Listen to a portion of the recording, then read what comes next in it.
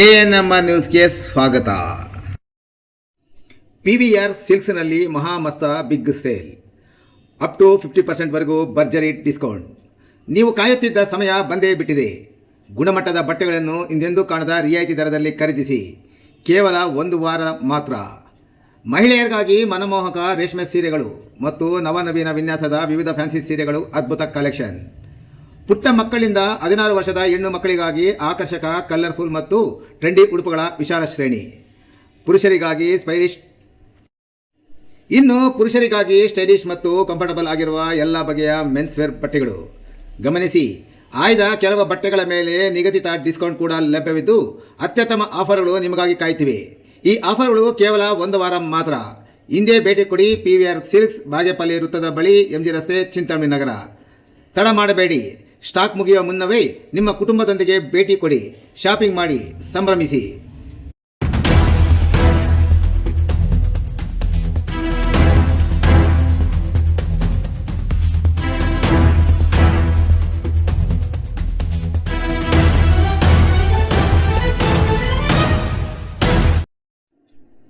Quarry ಸ್ಫೋಟಕ್ಕೆ ಕಾರ್ಮಿಕ ಬಲಿ, ತನಿಖೆ ಆರಂಭ.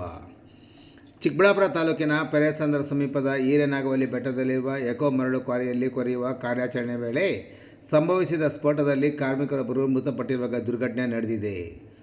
ಮೃತರನ್ನು ಆಂಧ್ರ ಪ್ರದೇಶದ ಧರ್ಮಾವರಂ ಮೂಲದ 35 ವರ್ಷದ ನಾಗೇಂದ್ರ ಎಂದು ಗುರುತಿಸಲಾಗಿದೆ. ಸ್ಫೋಟದಲ್ಲಿ ಗಂಭೀರವಾಗಿ ಗಾಯಗೊಂಡಿದ್ದವರನ್ನು ತಕ್ಷಣ ಆಸ್ಪತ್ರೆಗೆ ದಾಖಲಿಸಿ ಚಿಕಿತ್ಸೆ ನೀಡಲಾಗಿತ್ತು. ಆದರೆ ಚಿಕಿತ್ಸೆ ಫಲಕಾರಿಯಾಗದೆ ಅವರು ಮೃತಪಟ್ಟಿದ್ದಾರೆ.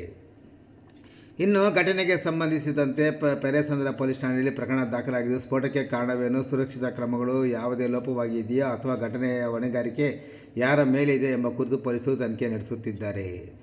ಗಮನಾರ್ಹ ಸಂಗತಿಯೆಂದರೆ, ಇದೇ ಪ್ರದೇಶದಲ್ಲಿ 2021ರಲ್ಲಿ ಸಂಭವಿಸಿದ ಭೀಕರ ಸ್ಫೋಟದಲ್ಲಿ 6 ಮಂದಿ ಕಾರ್ಮಿಕರು ಮೃತಪಟ್ಟಿದ್ದರು. ಈ ಘಟನೆಯ ಬಳಿಕ ಸುರಕ್ಷಿತಾ ಕ್ರಮಗಳನ್ನು ಕಟ್ಟುನಿಟ್ಟಾಗಿ ಪಾಲಿಸುವ ಅಗತ್ಯವಿದೆ ಎಂಬ ಒತ್ತಾಯ ವ್ಯಕ್ತವಾಗಿದ್ದರೂ ಮತ್ತೊಮ್ಮೆ ಅಪಘಾತ ಸಂಭವಿಸಿರುವುದು ಆತಂಕಕ್ಕೆ ಕಾರಣವಾಗಿದೆ. ಈ ಘಟನೆ ಹಿನ್ನೆಲೆಯಲ್ಲಿ ಮೃತ ಕಾರ್ಮಿಕ ಕುಟುಂಬಕ್ಕೆ ಸೂಕ್ತ ಪರಿಹಾರ ಹಾಗೂ ಕಾನೂನುಬದ್ಧ ನೆರವು ಒದಗಿಸಬೇಕೆಂದು ಸ್ಥಳೀಯರು ಹಾಗೂ ವಿವಿಧ ಸಂಘಟನೆಗಳು ಆಗ್ರಹಿಸಿವೆ.